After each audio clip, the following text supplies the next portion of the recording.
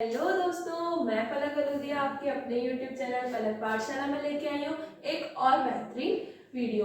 इसके अंदर हम देखेंगे कि जैसा कि आपने स्टार्टिंग में ही देख लिया होगा थंबनेल के अंदर कि अपना आज का टॉपिक है कि score how to score out of 80 marks in English exam. English board exams में अक्सर बहुत बच्चों के ये क्वेश्चन रहते हैं कि क्या हम पूरे 80 में से 80 स्कोर कर सकते हैं, क्या हम पूरे में से पूरे मार्क्स ला सकते हैं बोर्ड्स में। तो जी हाँ, आप पूरे में से पूरे मार्क्स ला सकते हैं, वो भी बोर्ड्स एग्जाम में। बस आपको कुछ टिप्स को फॉलो करना होगा और कुछ स्मार्ट स्टडी करनी होगी। स्मार्ट स्टडी विद असली मेहनत के साथ आप अपनी अप्रोच तक पहुंच सकते हैं, पर आपको इसके लिए मेहनत करना बहुत ज्यादा जरूरी होगा। हम आज सीखेंगे कि स्ट्रेटेजी मेनली होती क्या है। स्ट्रेटेजी क्या होती है? स्ट्रेटेजी अपन ने कुछ गोल सेट किया, उस गोल को अचीव करने के लिए हम जो स्ट्रेटेजी बनाते हैं, हम जो टाइम टेबल बनाते हैं, उसे हम स्ट्रेटेजी कहते हैं। जैसे कि हमें पता है कि आज से जैसे हमारा टॉपिक है कि how to score 80 out of 80 marks in English board exams.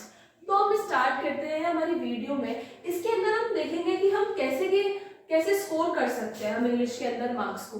तो जैसा कि हमें पता है हमारी जो इंग्लिश होती है मेनली 2 पार्ट्स में डिवाइड होती है। फर्स्ट पार्ट होता है रीडर पोर्शन और सेकंड पार्ट होता है हमारा ग्रामर पोर्शन। तो मेनली हमने इंग्लिश को 2 टाइप्स में डिवाइड कर दिया, ठीक है। सबसे पहले हमें भी पता होना चाहिए हमारा मार्क्स का जो पेपर होता है वो 80 मार्क्स का होता है, ठीक है। Reader portion and grammar portion. Reader में जैसे कि हम 12th क्लास की बात करें तो रीडर पोर्शन के अंदर सबसे पहले एक बुक आती है फ्लेमिंगो बुक के अंदर 2 पार्ट्स है।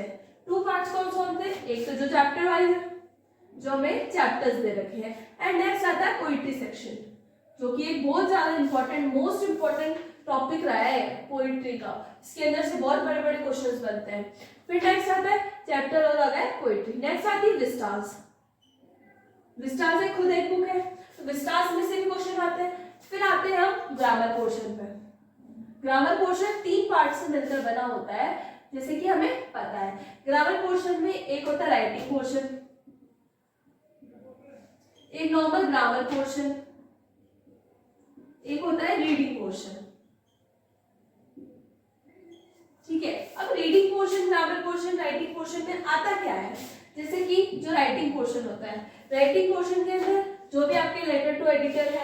नेक्स्ट हम चलते हैं राइटिंग पोर्शन पे। राइटिंग पोर्शन के बारे में आपको डिटेल में अभी इसके बाद में बताऊंगी। नेक्स्ट आता है ग्रामर पोर्शन में क्लॉजेस, सिंथेसिस, प्रपोजिशन, कंजक्शन आते हैं, और रीडिंग पोर्शन के अंदर हमेशा आते हैं पैसेज। इसी प्रकार से आप जैसे कि हमें पता है कि जो चैप्टर्स होते हैं 8 चैप्टर्स में आपको क्या स्ट्रेटेजी रखनी होती है।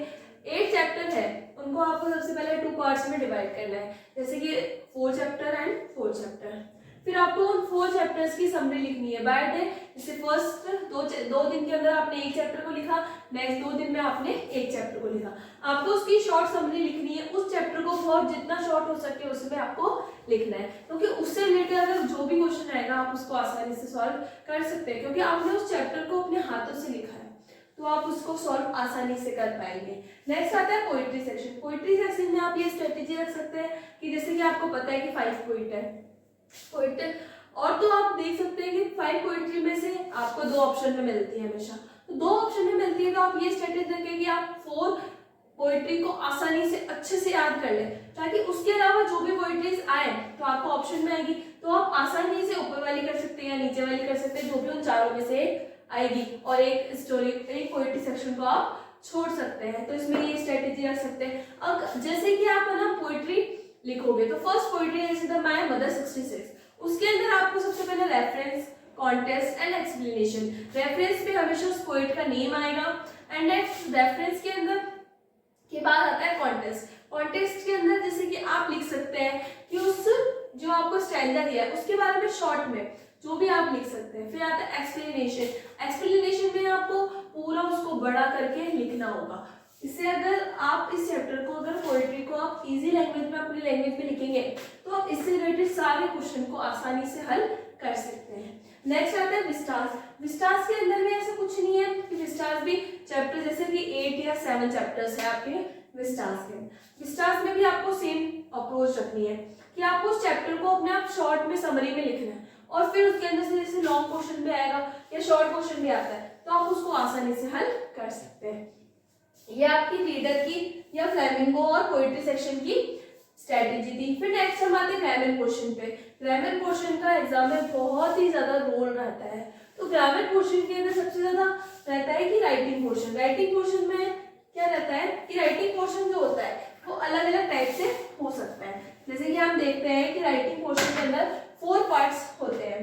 पहला पार्ट होता है जिसके अंदर हम इन्विटेशन, सेकंड आता है इसके अंदर ही नोटिस, फिर आता है इसमें अगेंस्ट वाला टॉपिक,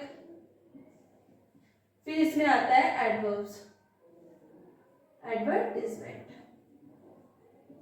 ठीक है, ये 4 टॉपिक्स आते हैं इसके अंदर। 4 टॉपिक्स के अंदर आप देख सकते हैं कि आप, हमें पता है कि चारों में एक टॉपिक में और आएगा, तो आप इसमें से कोई भी 3 टॉपिक्स को अच्छे से कर लें। इनमें से मैं आपको वीडियोस डाल रही हूँ, इन सब से रिलेटेड आपको वीडियोस डालूंगी ताकि आप इसको आसानी से करके आ सको। तो आपको 3 अच्छे से करनी है और चौथी आप छोड़ सकते हैं बिकॉज ऑफ दैट, क्योंकि वो और में आएगा।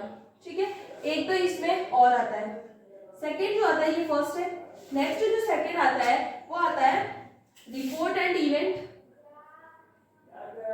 एंड नेक्स्ट आता है इसके साथ report and event, and next जो इसके साथ आता है ट्रांसलेशन टू हिंदी। मतलब आपको जो पैराग्राफ दिया होगा उसको हमारे को ट्रांसलेशन करना है किसमें, हिंदी के अंदर। इसके अंदर और आता है, तो आप एक को अच्छे से कर लो और नेक्स्ट को छोड़ सकते हैं बिकॉज ऑफ दैट वहां पे भी और में आएगा, तो आप आसानी से एक को कर सकते हैं। इसके अंदर 2 टॉपिक्स है। ठीक है, तो आपको 1 अच्छे से कवर करना है। फिर नेक्स्ट आता है राइटिंग पोर्शन के अंदर, जो कि सबसे ज्यादा इंपॉर्टेंट होता है। इसमें मैं ऑलमोस्ट वीडियो बना चुकी हूँ और वीडियोस भी जल्दी से जल्द अपलोड करने की कोशिश करूंगी। पहला आता है बिजनेस लेटर, सेकंड आता है लेटर टू एडिटर,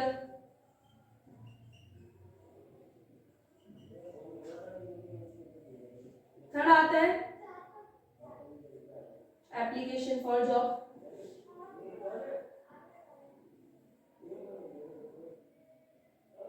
फिर चौथा आता है ऑफिशियल लेटर।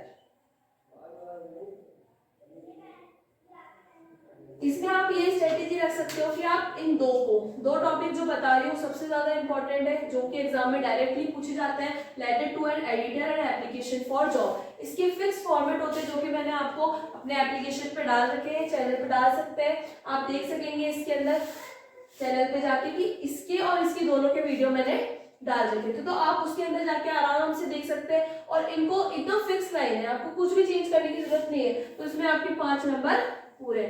तो पैसेज आता है, फिर नेक्स्ट आता है पैसेज। पैसेज के अंदर क्या है, पैसेज भी आपको बहुत आसानी से देख सकते हैं। एक 9 मार्क्स का और एक समथिंग 15 मार्क्स का आपके पैसेज आता है। पैसेज में भी अपन डिटेल वीडियो बनाएंगे। तो और अच्छी वीडियोस के लिए आपको हमारे चैनल से जुड़ना होगा और चैनल को सब्सक्राइब भी करना होगा। और जैसे कि जो टॉपिक्स बच चुके हैं हम उसके बारे में वीडियोस बनाएंगे।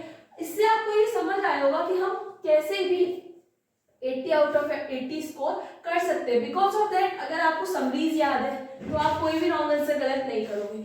लॉन्ग आंसर गलत नहीं करोगे तो कभी भी शॉर्ट आंसर तो गलत कर ही नहीं सकते। पोएट्री सेक्शन में आप स्ट्रेंजर याद करोगे तो आपको ऑटोमेटिकली उसकी क्वेश्चन आंसर याद हो जाएंगे। विस्टार्स में भी हमने सेम पोर्शन किया था कि सब रिवाइज करेंगे, और इनके बारे में तो इनकी आप चिंता छोड़ ही दीजिए क्योंकि हम वीडियोस लेके आएंगे, इसके रिलेटेड सारी वीडियोस हम लेके आएंगे। ग्रामर पोर्शन में भी ग्रामर पोर्शन की भी लाने की पूरी कोशिश करेंगे। तो इसमें आपको कुछ अच्छी जानकारी मिली हो तो थैंक यू सो मच। और इसी प्रकार की और अधिक वीडियोस के लिए बने रहिए आपके अपने यूट्यूब चैनल पलक पाठशाला में, और उन बच्चों के साथ इसे ज्यादा से ज्यादा शेयर करना जो कि टॉपर्स है।